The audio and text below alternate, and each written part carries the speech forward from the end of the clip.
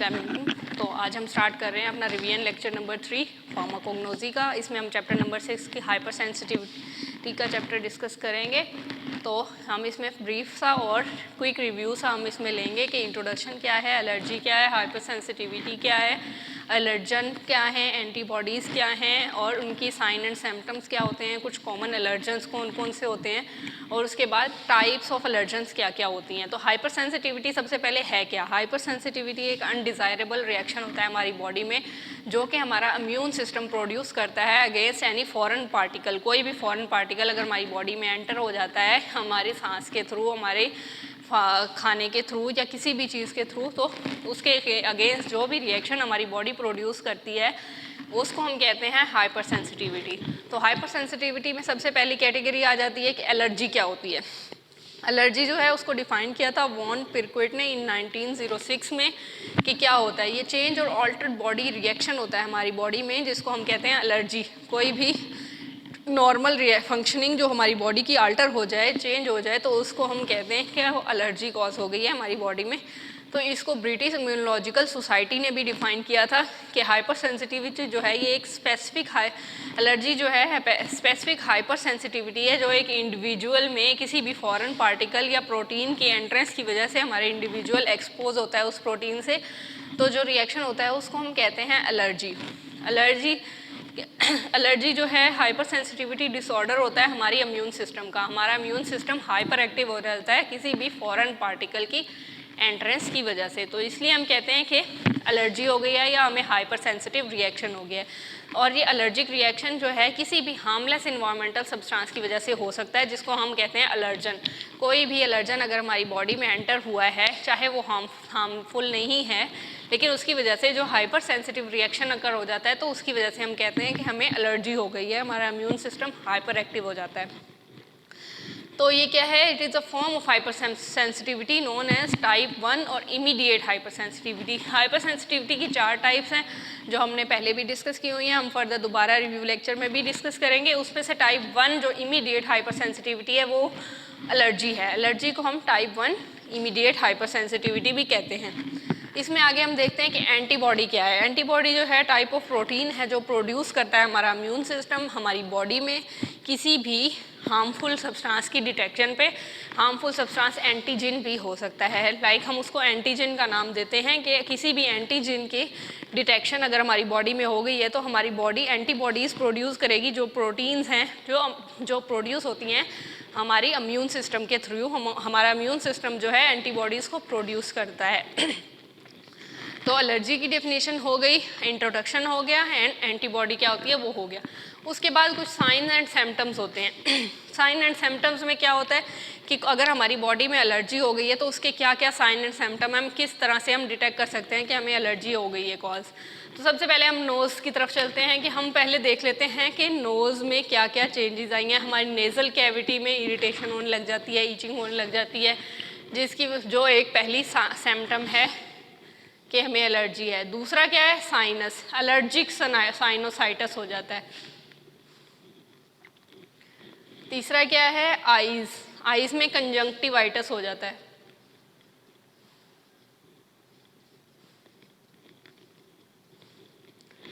ये abnormal secretion होने लग जाती हैं आईज में। उसके अलावा एयरवेज में ऑब्स्ट्रक्शन, ब्रोंको कॉन्स्ट्रिक्शन,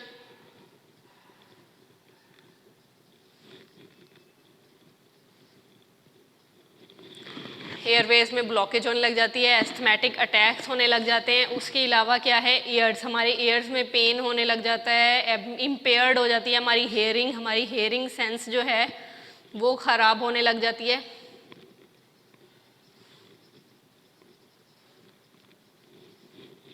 उसके बाद 6 नंबर पे क्या है? स्किन पे रैशेस होने लग जाते हैं, एक्जिमा होने लग जाता है और हाइव्स, रेडनेस होने लग जाती है हमारी स्किन पे। उसके अलावा 7 पे क्या है? वॉमिटिंग होने लग जाती है, डायरिया होने लग जाता है, क्रैम्प्स, ब्लॉटिंग, एब्डोमिनल पेन होने लग जाता है हमारा जीआईटी ट्रैक्ट में। ये कुछ 7 सिम्टम्स हैं, साइन एंड सिम्टम, जो कि डिटेक्ट करते हैं कि हमारे बॉडी में हाइपर सेंसिटिविटी रिएक्शन हो गया है, हमारी बॉडी में एलर्जिक रिएक्शन हो गया है। तो इसके बाद हम देखते हैं कि क्यों होता है एलर्जिक रिएक्शन। एलर्जिक रिएक्शन होता है किसी भी एलर्जन की वजह से, और ये एलर्जन क्या है, व्हाट इज़ एलर्जन? ये एक फॉरेन सब्सटेंस है जो हमारी बॉडी में जो है एलर्जिक रिएक्शन कॉज करवा देता है, और क्या करता है, जब इम्यून सिस्टम रिकॉग्नाइज करता है इस एलर्जन को एज अ फॉरेन और डेंजरस पार्टिकल, तो हमारी बॉडी में जो है एलर्जिक रिएक्शन होने लग जाता है। कुछ लोग जो हैं इसको फॉरेन ही डिटेक्ट कुछ लोगों में हो जाता है, और कुछ लोगों में बिल्कुल ही इस एलर्जन से कोई रिस्पॉन्स ही नहीं आता। तो हम देख लेते हैं कि कुछ कॉमन एलर्जेंस कौन कौन से होते हैं जो मेनली हो सकते हैं। लाइक पोलन्स होते हैं ट्रीज़ के, फ्लावर्स के और ग्रास में, पोलन ग्रेन्स होते हैं, डस्ट माइट्स होते हैं, डस्ट पार्टिकल्स होते हैं। फिर उसके बाद कुछ केमिकल्स भी ऐसे होते हैं जिनकी वजह से एलर्जी कॉज हो सकती है। ड्रग्स होती हैं, एंटीबायोटिक्स जो हम लेते हैं तो उसकी वजह से भी हमें एलर्जी कॉज होने लग जाती है। कुछ हम फूड स्टफ ऐसा ले रहे होते हैं लाइक एग्स, मिल्क, जिनसे कुछ लोगों को हाइपर सेंसिटिविटी होती है, एलर्जी होती है। परफ्यूम की स्मेल, कुछ ऐसे परफ्यूम्स में इंग्रेडिएंट यूज़ हो रहे होते हैं जिनकी वजह से एलर्जी कॉज हो जाती है। कुछ प्लांट्स ऐसे होते हैं जिनकी वजह से एलर्जी कॉज हो रही होती है, इनको हम एलर्जन में लेते हैं as a smoke, like chemical smoke, industrial smoke, उसकी वजह से भी एलर्जी कॉज हो रही होती है। तो ये 7 to 8 एलर्जन्स हैं कॉमन जिनकी वजह से एलर्जिक रिएक्शन हो रहा होता है, हाइपर सेंसिटिविटी हो रही होती है। तो उसके बाद हम आ जाते हैं टाइप्स पे। टाइप्स ऑफ एलर्जेंस जो हैं वो 4 हैं। इनहेलेंट, जो हम इनहेलेशन के थ्रू, हम सांस के थ्रू अंदर ले जा रहे होते हैं। देन इंजेस्टेड, जो हम किसी भी फूड के थ्रू हम खाना खा रहे हैं तो वो कंटेमिनेटेड है, किसी भी एलर्जन की मिलावट हुई है या कुछ भी उसमें एडिशन हो गई है एलर्जन की। उसके बाद इंजेक्टेबल, कि हम कोई भी मेडिकेशन ले रहे हैं, इंट्रावेनसली ले रहे हैं, कोई भी इंजेक्शन ले रहे हैं, या कोई भी हमें इंसेक्ट बाइट हो रही है, कोई भी इंसेक्ट हमें काट रहा है, या कोई भी ऐसी चीज़ जो हमें तकलीफ़ दे रही है through direct contact of skin, कि हमारी स्किन के अंदर पेनिट्रेट हो रही है, तो उसको इंजेक्टेबल एलर्जन कहेंगे।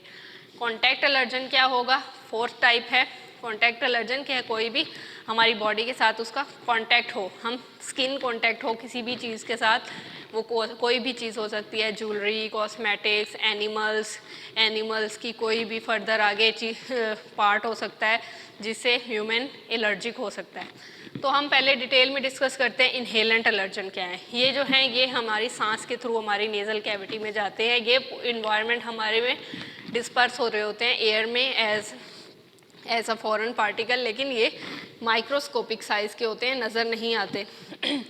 एंटर कर जाते हैं हमारी रेस्पिरेटरी ट्रैक में और ये एलर्जी कॉज कर देते हैं। तो इनहेलेंट एलर्जन जो हैं एयर में होते हैं। कौन कौन से होते हैं? पोलन्स होते हैं, डस्ट माइट्स होती हैं और स्मोक। पोलन्स क्या होते हैं कि फ्लावरिंग प्लांट्स में होते हैं, कोई भी ट्रीज़, ग्रास, कुछ भी है उसमें पाए जाते हैं। तो वो क्या होते हैं? माइक्रोस्कोपिक साइज़ के होते हैं कि हमारी नेकेड आई से हमें नज़र नहीं आते। तो सीजनल एलर्जिक राइनाइटिस ये कॉज कर देते हैं। सीजनल एलर्जिक राइनाइटिस को हम हे फीवर भी कहते हैं मेनली। तो जो सीजनल पोलन्स होते हैं, पोलन्स सीज़न होता है तब हे फीवर और एलर्जिक राइनाइटिस का ख़तरा ज़्यादा होता है कुछ लोगों में जो ससेप्टेबल होते हैं एलर्जिक रिएक्शंस के। उसके बाद डस्ट माइट्स होते हैं, ये भी माइक्रोस्कोपिक ऑर्गेनिजम्स होते हैं, ये भी नेकेड आई से नज़र नहीं आते ज़्यादा। ये ट्रैवल करते हैं थ्रू होम्स और schools from different furnitures, pillows, bedding, clothing, carpets और इस तरह की चीज़ों में ये ज़्यादा होते हैं। इनको हमें प्रॉपरली क्लीन करते रहना चाहिए, पर वीक हमें इसको सफाई करनी चाहिए, चेंज करना चाहिए। सिम्टम्स में क्या आ जाता है कि स्नीजिंग, छींकें आने लग जाती हैं, स्वेलिंग ऑफ नेज़ल कैविटी, हमारी नेज़ल कैविटी में स्वेलिंग होने लग जाती है जब भी कोई डस्ट पार्टिकल, डस्ट माइट हमारी बॉडी में एंटर होता है उसकी वजह से। और आई लैक्रिमेशन, आँखों से पानी आने लग जाता है बहुत ज़्यादा, सेक्रीशंस आई की बढ़ जाती हैं। उसके बाद स्मोक। ये इन्वायरमेंटल एलर्जी में आता है कि कुछ लोग जो होते हैं जो जिनका इंडस्ट्रीज़ के करीब घर होते हैं, जो इंडस्ट्रीज़ में काम करते हैं, उनमें ये स्मोक जो है, स्मोक से इनहेलेंट एलर्जी जो है ये ज़्यादा पाई जाती है। उसके बाद हम देख लेते हैं इंजेस्टेड एलर्जन। इंजेस्टेड एलर्जन जो है किसी भी फूड स्टफ से हो सकता है, जो हम खा रहे हैं तो उसमें कंटेमिनेशन है फूड में, मतलब कोई एलर्जन है उसमें, फॉरेन पार्टिकल है जो कि एलर्जी कॉज कर सकता है, तो उससे हमारी एलर्जन हम खा जाते हैं, इंजेस्ट कर जाते हैं। तो फूड एलर्जी जो है main cause of ingested allergen है कि इसमें एबनॉर्मल रिस्पॉन्स हमारी बॉडी शो करती है अगेंस्ट सर्टेन फूड, और ये जो है हमारे इम्यून सिस्टम को अफेक्ट नहीं कर रही होती। 90% ऑफ द फूड जो हैं वो एलर्जी कॉज कर रहे होते हैं। वो कौन कौन से हैं? Milk, egg, chocolates, wheat, soybean, nuts, peanuts, ETC। तो इसमें सिम्टम्स क्या आ जाती हैं कि हमारा जो है GIT ट्रैक मेनली इफेक्ट होता है, vomiting, diarrhoea, cramps, itching, wheezing, difficulty in breathing, chest tightness, hives और स्वेलिंग होने लग जाती है हमारी नेज़ल कैविटी में। तो ये हो गया इंजेस्टेड एलर्जन। अब हम देख लेते हैं इंजेक्टेबल एलर्जन क्या है। हम अगर कोई भी IV मेडिकेशन, इंट्रावेनसली मेडिकेशन ले रहे हैं, या किसी भी इंसेक्ट ने हमें बाइट कर लिया है, काट लिया है, स्टिंग कर लिया है, तो उसकी वजह से भी ये हो सकता है। तो इसमें इसकी सिम्टम में क्या आएगा कि ईचिंग होने लग जाती है हमें उस जगह पे जहाँ पे हमारा डायरेक्ट कांटेक्ट होता है उस इंसेक्ट के साथ, या फिर IV मेडिकेशन की कैनोला के साथ। तो उसके बाद जो है स्वेलिंग होने लग जाती है, हमें टाइटनेस ऑफ चेस्ट होने लग जाती है, ब्रेथ हमें डिफ़िकल्टी होती है, ब्रीथिंग की प्रॉब्लम्स होने लग जाती हैं, डिजीनेस होने लग जाता है, शॉक होने लग जाता है, और लॉस ऑफ कॉन्शियसनेस। हम अपनी सेंसेस में नहीं रहते, अपने कॉन्शियस में नहीं रहते, कॉन्शियस माइंड में लॉस ऑफ कॉन्शियसनेस हो जाती है। उसके अलावा कॉन्टैक्ट एलर्जन है फोर्थ टाइप में कॉन्टैक्ट एलर्जन है। इसमें क्या है, हमारी कोई भी ज्वेलरी ऐसी है जिसमें मटेरियल ऐसा यूज़ हुआ है जो कि एलर्जिक हो सकता है, कॉस्मेटिक्स में कुछ केमिकल्स ऐसे हैं जो कि एलर्जिक हैं, और कुछ एनिमल्स हैं like rat. Animal allergen mainly जो क्या होते हैं, एनिमल प्रोटीन होती है एक जो कॉज करती है एलर्जी, जो कि एनिमल्स की स्किन में होती है, डेंडर्स में हो सकती है, सलाइवा में हो सकती है, और यूरिन। तो it's a brief introduction about allergy, types of allergy, symptoms, common allergens कौन कौन से हैं। Next we will move towards types of hyper sensitivity.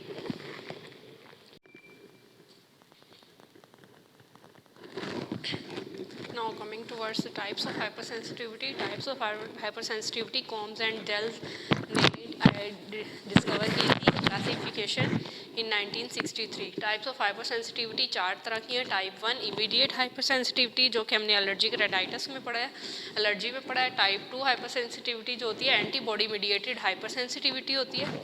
Type 3 जो होती है वो इम्यून कॉम्प्लेक्स डिजीज़ होती है और डिसऑर्डर होता है। टाइप 4 जो होता है वो सेल मीडिएटेड हाइपर सेंसिटिविटी होती है।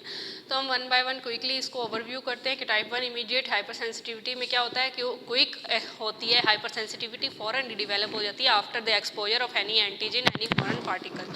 तो ये क्या होती है, मीडिएट करती है by antibodies of IgE class. जो हमारी इम्यूनोग्लोब्यूलिन्स होती हैं IgE क्लास की, वो जो हैं वो हाइपर सेंसिटिविटी टाइप 1 को मीडिएट करती हैं on the surface of basophils. इनका कोई इफेक्ट नहीं होता अनटिल कि कोई एक्सपोजर ना हो, कोई इनकाउंटर ना हो इनका एलर्जन के साथ। मास्ट सेल जो होता है ये डिस्चार्ज करता है granules. Variety of active agents इसमें होते हैं लाइक हिस्टामीन्स रिलीज़ करता है और काफ़ी सारी चीज़ें। इसका एक छोटा सा है कि मास्ट सेल का एक स्ट्रक्चर है। तो यहाँ पे जो है यहाँ पे IgE इसमें कनेक्ट होती हैं, यहाँ पे आके एलर्जन अटैच होता है। यहाँ पे जो है एंटीजन इम्यूनोग्लोब्यूलिन्स लगी होती हैं और यहाँ पे आके एलर्जन अटैच होता है और ये एक मास्ट सेल है। यहाँ से हिस्टामीन्स और डिफरेंट ग्रैन्यूल्स रिलीज़ होते हैं और ये इसके अंदर यहाँ पे ग्रैन्यूल्स होते हैं जो कि यहाँ से रिलीज़ होते हैं और यहाँ पे ऊपर IgE अटैच हुई होती है जिसके साथ जाके एलर्जन अटैच करता है और हाइपर सेंसिटिव रिएक्शन कॉज करता है। उसके बाद इसमें जो मेन होता है वो लोकल एनाफाइलेक्सिस होता है और सिस्टेमिक एनाफाइलेक्सिस। लोकल जो होता है पूरी बॉडी में रिलीज़ हो करता है सब्सटेंसेस को इनटू सराउंडिंग, जहाँ पे लोकली, जहाँ पे जिस जगह पे वो रिएक्शन हुआ होता है हाइपर सेंसिटिव, उसी लोकल एरिया में रिलीज़ करता है सब्सटेंसेस को, उसी सराउंडिंग एरिया में, और स्वेलिंग, रेडनेस और इचिंग कॉज कर देता है। तो इसी तरह जो सिस्टेमिक एनाफिलाइसिस होता है ये लाइफ थ्रेटनिंग होता है, ये जो होता है ये डेंजरस होता है, ये पूरी हमारी सर्कुलेटरी और रिस्पायरेटरी सिस्टम में एंटर होके करता है रिएक्शन जो है। और लोकल एनाफिलाइसिस में एलर्जिक राइनाइटिस और ब्रोंकियल एस्थमा और हाइव्स आ जाती हैं। एलर्जिक राइनाइटिस जो हमने पहले ही डिस्कस किया है, हे फीवर है, पोलन्स की वजह से होता है।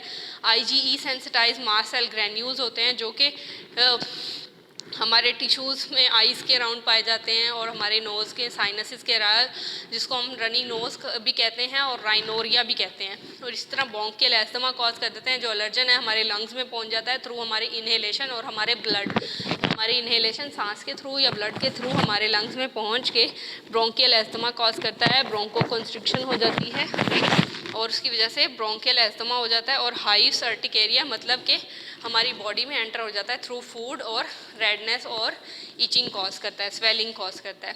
तो ये टाइप 1 इमीडिएट हाइपरसेंसिटिविटी हो गया, जो कि IgE इम्यूनोग्लोब्यूलिन्स की वजह से मीडिएट होती है। इसमें लोकल एनाफाइलैक्सिस होता है और सिस्टेमिक एनाफाइलैक्सिस। लोकल जो होता है एरिया पे लोकलाइज होता है जहाँ पे हाइपरसेंसिटिविटी होती है, लेकिन सिस्टेमिक एनाफाइलैक्सिस जो होता है ये लाइफ थ्रेटनिंग होता है, ये बहुत ज़्यादा सीवियर होता है। उसके बाद हम आते हैं टाइप 2 की तरफ। टाइप 2 जो होता है ये एंटीबॉडी मीडिएटेड साइटोटॉक्सिसिटी होती है। इसमें क्या होता है, सेल डैमेज हो जाता है एंटीबॉडीज़ की वजह से। जो एंटीबॉडीज़ हमारी बॉडी प्रोड्यूस कर रही होती है उसकी वजह से कुछ हेल्दी सेल डैमेज भी हो जाते हैं, इसलिए साइटोटॉक्सिसिटी हो जाती है हमारी ही अपनी अगेंस्ट सेल सरफेस एंटीजेंस के खिलाफ, और पर्सन जो है एंटीबॉडीज़ प्रोड्यूस करता है। लाइक एग्जाम्पल्स में आ जाता है हमारे पास हीमोलाइटिक डिजीज़ ऑफ न्यूबॉर्न और मायस्थीनिया ग्रेविस। हीमोलाइटिक डिजीज़ क्या है कि RH एंटीजन जो होती हैं, RBCs जो होती हैं, वो प्रेगनेंसी में जो फीटस की RBCs होती हैं वो लीक आउट कर जाती हैं मदर की सर्कुलेशन में, और इस तरह से जो होता है हाइपर सेंसिटिव रिएक्शन कॉज होने शुरू हो जाता है। जो एंटीबॉडीज़ होती हैं IgG इम्यूनोग्लोब्यूलिन क्लास से रिलेट कर रही होती हैं, वो जो है चाइल्ड के लिए तो प्रॉब्लम नहीं कॉज कर रही होती, लेकिन जो फीटस है फीटस में एंटर हो जाती हैं और प्लेसेंटा को क्रॉस कर देती हैं, और RBCs जो होती हैं RH पॉजिटिव जो फादर से चाइल्ड में आई होती हैं वो मदर की सर्कुलेशन में लीक आउट होके एंटीजेंस बनाना शुरू कर देती हैं। उसकी वजह से हीमोलाइटिक डिजीज़ हो जाती है न्यूबॉर्न की। उसके अलावा मायस्थीनिया ग्रेविस जो है ये एक ऑटो इम्यून डिसऑर्डर है। ये क्या कर देता है, वीकनेस कर देता है हमारे स्केलेटल मसल की, अपर बॉडी पार्ट्स की स्केलेटल मसल जो हमारे हैं वो वीक होने लग जाते हैं। उसके बाद हमारी कम्युनिकेशन जो होती है नर्व्स और मसल्स की आपस में वीक होने लग जाती है, डिस्ट्रॉय होने लग जाती है, जिसकी वजह से हमारे वॉलंटरी कंट्रोल में जो मसल्स होते हैं, जो हम एक्शन खुद कर सकते हैं, उनके जो वो ज़्यादा इफेक्ट होते हैं। लाइक आईज इफेक्ट होती हैं, माउथ, थ्रोट और हमारी लिम्स इफेक्ट होती हैं इसकी वजह से। तो ये थी मायस्थीनिया ग्रेविस जो कि ऑटो इम्यून डिसऑर्डर है। एंटीबॉडी मीडिएटेड साइटोटॉक्सिसिटी में हीमोलाइटिक डिजीज ऑफ न्यूबॉर्न है एंड मायस्थीनिया ग्रेविस है। उसके बाद आ जाते हैं हम third type of hypersensitivity, immune complex disorder है ये। इसमें क्या होता है, एंटीबॉडी और एंटीजीन आपस में कॉम्प्लेक्स बना लेती हैं और क्या करती हैं, डैमेज कॉज हो जाते हैं by deposition of these complexes in the tissues पे ये कॉम्प्लेक्सेस डिपॉजिट हो जाते हैं, जिसकी वजह से डैमेज कॉज होता है। और इसमें जो है सीरम सिकनेस आ जाती है कि हमारे सीरम में जो एंटीबॉडी ये कॉम्प्लेक्स बन जाते हैं प्रोटीन्स के और एंटी सीरम पे, तो जो फॉरेन रेसिपिएंट्स होते हैं, हमारी एक्टिव इम्यूनिटी जो डेवलप करती है प्रोटीन्स के अगेंस्ट, वो जो है वो बाइंड कर जाते हैं, एंटीबॉडी बाइंड कर जाती हैं और कॉम्प्लेक्सेस बनाती हैं और ये हमारी डिपॉजिट हो जाती हैं वॉल्स पे, ब्लड वेसल्स की कॉम्प्लेक्सेस। तो इसकी वजह से फीवर हो जाता है, हाइव्स हो जाती हैं, अर्थराइटिस हो जाता है और यूरिन में हमारी प्रोटीन आने लग जाती है, प्रोटीन इन यूरिन। तो मेनली जो इमीडिएट इम्यून कॉम्प्लेक्स डिसऑर्डर है इसमें सीरम सिकनेस हो जाती है। क्यों हो जाती है वो, क्योंकि एंटीबॉडी और एंटीजन कॉम्प्लेक्स बना लेते हैं आपस में। उसके बाद हमारे पास मेन टाइप 4 आ जाता है, ये सेल मीडिएटेड हाइपर सेंसिटिविटी है। ये इसको हम डिलेड टाइप हाइपर सेंसिटिविटी भी कहते हैं, क्योंकि ये जो रिएक्शन है ये होने में हमारी बॉडी में 1 से 2 दिन लग जाते हैं। तो इसलिए ये टी सेल्स की वजह से होता है। इसमें एक्सट्रिंसिक एंटीजेंस भी होती हैं और इंट्रिंसिक एंटीजेंस भी होती हैं। कुछ जो होती हैं वो सेल्फ कंट्रोल होती हैं, कुछ सेल मीडिएटेड होती हैं। सेल मीडिएटेड में कौन सी आ जाती हैं, कॉन्टैक्ट डर्माटाइटिस आ जाती है, जिसकी वजह से हमारी स्किन जो है एक्सपोज कर देती है केमिकल्स पे, पीपल्स में सम, उसकी वजह से कॉन्टैक्ट डर्माटाइटिस हो जाता है। लाइक कैटिकोल्स जो होते हैं ये पॉइजन आईवी और ओक प्लांट पॉइजन की वजह से होता है। निकल जो होता है ये ज्वेलरी में हमारी प्रेजेंट होता है, तो उसकी वजह से कॉन्टैक्ट डर्माटाइटिस हो जाता है, और कुछ डाइज जो हैं हमारे फैब्रिक में जो यूज़ होते हैं, कोई हेयर डाइज होते हैं, उसकी वजह से हमें एलर्जी कॉज हो जाती है। कुछ ऑर्गेनिक केमिकल्स जो इंडस्ट्रीज़ में यूज़ हो रहे होते हैं उसकी वजह से एलर्जी कॉज हो जाती है जिसको हम सेल मीडिएटेड हाइपर सेंसिटिविटी भी कहते हैं। और कुछ intrinsic self antigens, internal antigens होती हैं जो कि कॉज करती हैं ऑटो इम्यून डिजीज़ को, like type 1 diabetes mellitus cause हो जाता है, मल्टीपल सेक्लिरोसिस हो जाता है कि हमारे मल्टीपल ऑर्गन्स जो हैं बॉडी के वो डैमेज होने लग जाते हैं, और ऑर्गन ट्रांसप्लांट रिजेक्शन मेनली जो है। टाइप 1 डायबिटीज़ में क्या होता है, टी सेल इनिशिएट करते हैं destruction of insulin producing beta cells of islets of Langerhans in pancreas. उसकी वजह से क्या होता है कि जो साइटोटॉक्सिक CD8 हैं और टी लिम्फोसाइट्स हैं वो जो हैं हेल्पर टी सेल्स और TH सेल्स, ये जो हैं ये टाइप 1 डायबिटीज़ कॉज कर देते हैं। उसके पास मल्टीपल सेक्लिरोसिस होता है, ये टी सेल्स इनिशिएट करते हैं, अटैक करते हैं, हमारी डिस्ट्रॉय कर देते हैं हमारी माइलिन शीथ को, जो कि हमारी न्यूरॉन्स पे होती हैं। न्यूरॉन्स पे जो हमारी माइलिन शीथ होती है उसको डिस्ट्रॉय कर देते हैं।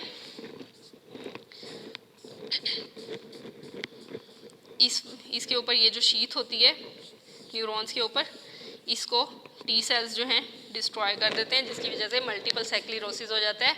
और उसके बाद क्या होता है, इसकी सिम्टम्स में कुछ सेंट्रल सिम्टम्स होती हैं, कुछ विजुअल के हमारी आइज़ पे इफेक्ट होता है, कुछ हमारी स्पीच पे इफेक्ट होता है, थ्रोट पे इफेक्ट होता है, और उसके अलावा मस्कुलोस्केलेटल मसल्स पे इफेक्ट होता है, वीकनेस कॉज कर देती है, स्पैज्म कॉज कर देती है। उसके अलावा कुछ हमारी सेंसेशन पे लाइक पेन पे, हाइपोस्थेनियाज पे और पैरास्थीजियाज पे कॉज करती है। उसके अलावा हमारी बोवल मूवमेंट पे, हमारी यूरिनरी ट्रैक पे भी इफ़ेक्ट करता है। यही सारा कुछ मल्टीपल सेक्लिरोसिस में आता है। उसके अलावा ऑर्गन ट्रांसप्लांट रिजेक्शन, कि हमारा जो ऑर्गन बॉडी में कोई भी ट्रांसप्लांट हुआ है तो उसकी रिजेक्शन में जो भी cell mediated hypersensitivity type 4 hypersensitivity cause हो जाती है। इसके बाद हम नेक्स्ट चेक करते हैं इसका मैकेनिज्म ऑफ एलर्जी।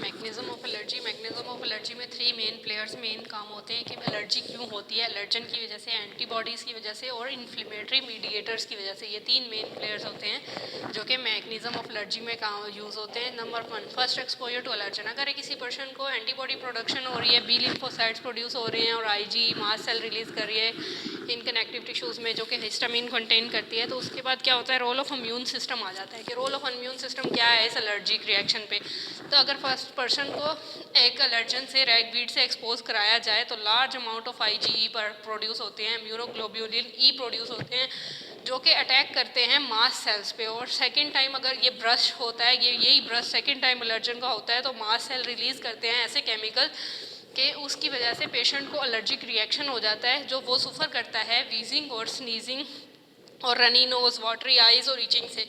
तो फर्स्ट एक्सपोजर में यही होता है कि जो एलर्जन है वो खुद से पर्सन को इंट्रोड्यूस करवाया जाता है रैगवीड का, उसमें फिर ताकि IgE इम्यूनोग्लोब्यूलिन की प्रोडक्शन हो जाए मैक्सिमम। फिर उसके अंदर सेकंड ब्रश उसी एलर्जन का इंट्रोड्यूस करवा के मास्ट सेल की रिलीज़ होती है, केमिकल्स रिलीज़ करते हैं लाइक हिस्टामिन और ETC, सफ़र करते हैं वीजिंग से, स्नीजिंग से, रनी नोज, वाटरी आइज़ और ईचिंग। इस तरह फिर से सेकंड एक्सपोजर ऑफ एलर्जन देखते हैं हम कि सेकंड एक्सपोजर में दोबारा एक एलर्जन को एंटर कराया जाता है और उसको अटैच कराया जाता है न्यू IgE इम्यूनोग्लोब्यूलिन से, और उसके बाद क्या करता है वो स्टिमुलेट करता है मास्ट सेल को और वो रिलीज़ कर देते हैं हिस्टामिन का, और हिस्टामिन का ब्रस्ट हो जाता है। उसके बाद जो है न्यूरोट्रांसमीटर्स जो हैं हमारी सर्कुलेशन में कॉज कर देते हैं एलर्जी, और ये एलर्जी कॉज कर देते हैं, एंटर कर देते हैं हमारी सर्कुलेशन में हिस्टामिन्स को और एलर्जी कॉज कर देते हैं। उसके बाद हम कुछ देखते हैं कि इन्फ्लेमेटरी मीडिएटर्स कौन कौन से होते हैं। सबसे पहले तो हिस्टामिन मेनली जो मास्ट सेल रिलीज़ करते हैं, उसके बाद ब्रेडिकाइनिन, प्रोस्टाग्लैंडिन्स, ये सब वाज़ोडाइलेशन कॉज करते हैं, इंटरल्यूकिन 1 और 2। उसके अलावा थ्रोम्बोक्सिन ये जो है वेजो कंस्ट्रिक्शन कॉज कर रहा होता है, और ल्यूकोट्राइन्स जो हैं ये हमारी इम्यून सेल्स को डिफ्रेंशिएशन में हेल्प आउट करती हैं।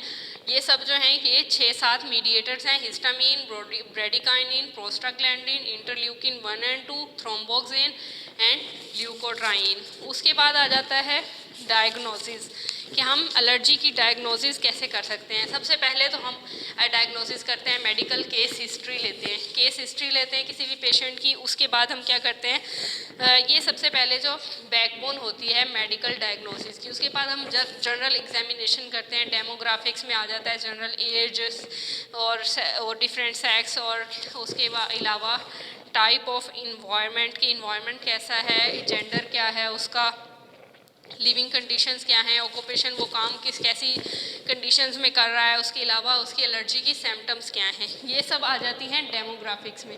उसके बाद हम कुछ वाइटल साइंस चेक करते हैं, लाइक ब्लड प्रेशर चेक करते हैं, पल्स रेट चेक करते हैं, टेम्परेचर, ब्रीथिंग रेट चेक करते हैं, कार्डिक आउटपुट और हार्ट रेट। ये सब आ जाती है डायग्नोसिस के जनरल एग्जामिनेशन प्रोसीजर में। उसके बाद फिर जनरल एग्जामिनेशन में अगर एलर्जी का ना पता चले तो हम फिर एलर्जी टेस्टिंग करते हैं, फर्दर एलर्जी टेस्टिंग करते हैं। उसमें जो है एलर्जी टेस्टिंग में how person react to specific allergen, हम देखते हैं कि एक पर्सन स्पेसिफिक एलर्जन से कैसे रिएक्ट करता है, लाइक ट्रीज, पोलन्स, पेट की डेंडर्स है, या फूड है, मेडिकेशन है, या कोई भी मोल्ड है, उस पर कैसे रिएक्ट करता है। उसमें दो तरह के टेस्ट होते हैं, skin test and blood testing. Skin test में स्क्रैच टेस्ट है, पैच टेस्ट है और इंट्राडर्मल, तीन टेस्ट हैं, स्क्रैच टेस्ट, पैच टेस्ट और इंट्राडर्मल। जबकि ब्लड टेस्टिंग में रास्ट है और एलिसा। रास्ट जो है रेडियो अलर्गोसॉर्बेंट एसे टेस्टिंग है, और एलिसा है enzyme linked immunosorbent acid. Sorry. सबसे पहले हम करेंगे स्क्रैच टेस्ट। स्क्रैच टेस्ट में क्या करेंगे कि हम प्रिक करेंगे और पंक्चर करेंगे जगह को, और उसमें एक ड्रॉप ऑफ एलर्जन को इंट्रोड्यूस कराएंगे स्किन में, और वो कोई भी एक्सट्रैक्ट हो सकता है, पोलन का हो सकता है, मोल्ड का होता है। स्किन को फिर स्क्रैच करेंगे स्टेराइल नीडल के साथ। फिर 15 मिनट बाद हम चेक करेंगे कोई एलर्जी सिम्टम्स तो नहीं है, कोई रेडनेस नहीं है, स्वेलिंग नहीं है। तो हम अगर रेडनेस और स्वेलिंग है तो हम कहेंगे कि स्क्रैच टेस्ट या प्रिक टेस्ट जो है ये पॉजिटिव है। तो test is positive, use for diagnosing hay fever. ये जो है मेनली हे फीवर की डायग्नोसिस के लिए यूज़ होता है, जो कि टाइप 1 इमीडिएट हाइपर सेंसिटिविटी है। उसके बाद हम करते हैं पैच टेस्ट। डर्माटोलॉजिस्ट जो हैं ये पैच टेस्ट करते हैं। पैच टेस्ट में क्या होता है कि अप्लाई करते हैं एलर्जन को और डर्माटाइटिस स्किन पे to find that skin condition is due to contact allergy. ये किस लिए होता है, कंटैक्ट एलर्जी को चेक करने के लिए पैच टेस्ट करते हैं कि एक एरिया को स्टेराइल करके उस पर एलर्जन को इंट्रोड्यूस करते हैं टू चेकिंग कंटैक्ट एलर्जन। उसके बाद इंट्राडर्मल टेस्टिंग में क्या होता है कि एलर्जन प्रिपरेशन सोल्यूशन प्रिपेयर करते हैं, और वो फैट सोलूबल सॉल्वेंट में एक सोल्यूशन प्रिपेयर करते हैं जो कि ईथर, अल्कोहल या एसीटोन में एक एलर्जन का सोल्यूशन होता है। फिर उसको क्या करते हैं 0.1 ml सोल्यूशन इंजेक्ट करते हैं हमारी डर्मिस में या एपिडर्मिस में।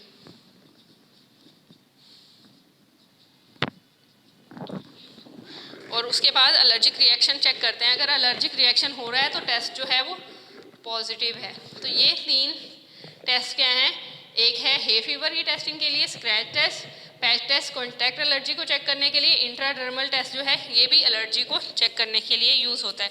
उसके बाद हम देख लेते हैं रास्ट और रेडियो अलर्गोसॉर्बेंट टेस्टिंग। ये किस लिए होता है, ये स्पेसिफिक एलर्जिक एंटीबॉडीज़ को चेक करने के लिए होता है कि पर्सन के ब्लड में, क्योंकि ये नाम ही ब्लड टेस्टिंग है तो इसलिए ब्लड में हम चेक करते हैं कि कोई एलर्जन प्रेजेंट तो नहीं है। फिर उसके बाद डायग्नोसिस और management of mainly in food allergies में हम रास्त करते हैं।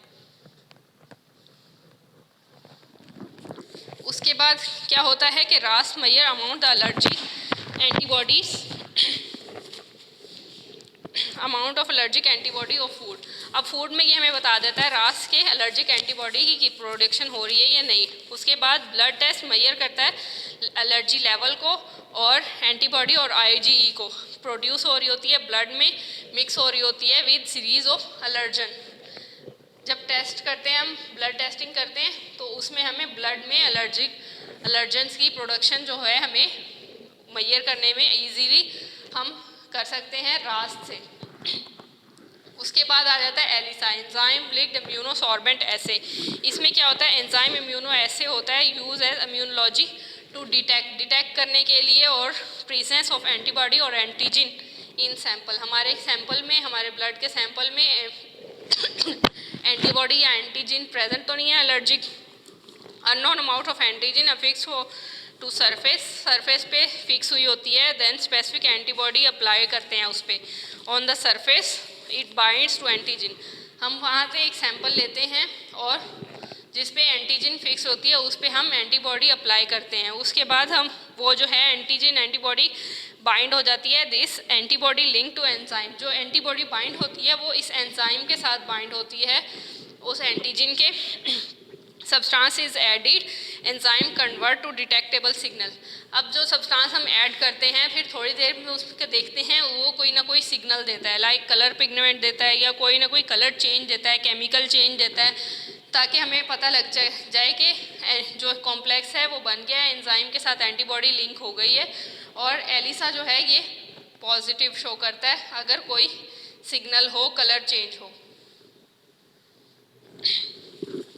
तो ये थे एलर्जिक टेस्टिंग के स्किन टेस्ट और ब्लड टेस्ट। इसके बाद हम देखते हैं हम ट्रीटमेंट कैसे कर सकते हैं। हम ट्रीटमेंट सबसे पहले अवॉइडेंस कर सकते हैं कि पोलन हम अवॉइड कर सकते हैं कि पोलन सीज़न में हम बाहर ना जाएं, पोलन मास्क लगाएं, हम अंदर रहें, हम अपनी खिड़कियों को बंद रखें, हम जो है हम जो एलर्जी फूड जिनसे एलर्जी हो सकती है फूड से उसको हम चेक करके फूड को खाएं ताकि हमें एलर्जी ना हो। विंडोज़ को हम क्लोज़ रखें, डोर्स को हम बंद रखें पॉलिनेशन सीज़न में, एयर कंडीशंस हाउस रखें और कार्स रखें, और ताकि हमें विंडोज़ और डोर्स को ओपन ना करना पड़े और बाहर से कोई भी पोलन या डस्ट माइट अंदर ना आ सके। और उसके अलावा हमें अपनी बेडिंग्स, पिलोज़ और जो हमारी कारपेट्स हैं उनको रेगुलरली क्लीन और चेंज करना चाहिए। और उसके अलावा मैट्रेस और पिलोज़ को एक प्लास्टिक बैरियर क्लॉथ में इनक्लोज़ करना चाहिए ताकि उसमें डस्ट माइट इकट्ठी ना हो। और उसके अलावा वॉश करनी चाहिए अपनी शीट्स को हॉट वाटर में वीकली, अपने ब्लैंकेट्स को साफ़ रखना चाहिए, कारपेट्स को रिमूव कर देना चाहिए पॉलिनेशन सीज़न में। तो ये सब जो है अवॉइडेंस में आएगा।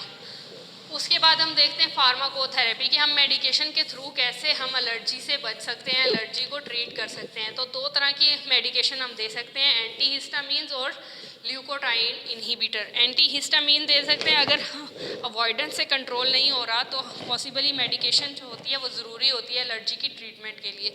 तो इसमें फर्स्ट जनरेशन एंटीहिस्टामीन्स हैं कुछ, और कुछ हैं second generation antihistamines. Diphenhydramine and first generation में आएगी, और क्लोरफिनाइरामाइन, ये जो दो हैं ये फर्स्ट जनरेशन एंटीहिस्टामीन्स हैं। और उसके अलावा सिट्रीजीन और एजिलास्टीन ये जो हैं सेकंड जनरेशन एंटीहिस्टामीन है जो कि दी जाती हैं for the treatment of hyper sensitivity reaction type 1, 2, 3, 4 ETC। उसके बाद जो सेकंड जनरेशन में है वो सिट्रीजीन और एजिलास्टीन थी। उसके बाद आ जाते हैं हम ल्यूकोट्राइन इनहिबिटर पे। ल्यूकोट्राइन इनहिबिटर जो है मेनली मोंटेल्यूकास्ट है। मोंटेल्यूकास्ट इसको सिंगुलियर भी कहते हैं। ये दी जाती है केमिकल रिलीज फ्रॉम एलर्जिक और इम्यून सेल्स। कोई भी केमिकल जो एलर्जी और इम्यून सेल से रिलीज होते हैं उनकी सिम्टम्स को, एलर्जिक सिम्टम्स को ट्रीट करती है ल्यूकोट्राइन इनहिबिटर।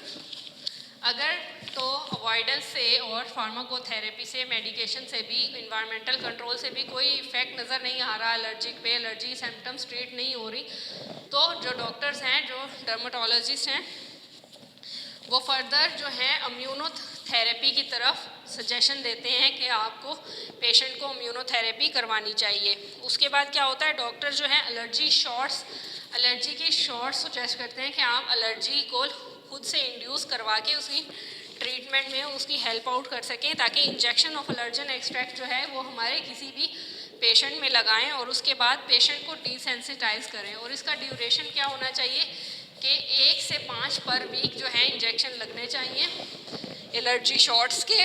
और उसके अलावा स्ट्रेंथ जो है वो उसकी आहिस्ता आहिस्ता इंक्रीज़ करनी चाहिए। और जो पेशेंट को 3 से 4 साल लग जाते हैं टोटली इम्यून ये सिम्टम्स ऑफ एलर्जी से फ्री आउट होने में। ये और क्योंकि ऑटो इम्यून डिसऑर्डर्स भी हैं इसमें, कुछ एलर्जिक जो हैं वो सीजनल भी होती हैं, तो जब एलर्जी शॉट से ट्रीट करेंगे तो 3 से 4 साल लग जाएंगे टोटली फ्री ऑफ सिम्टम्स होने में।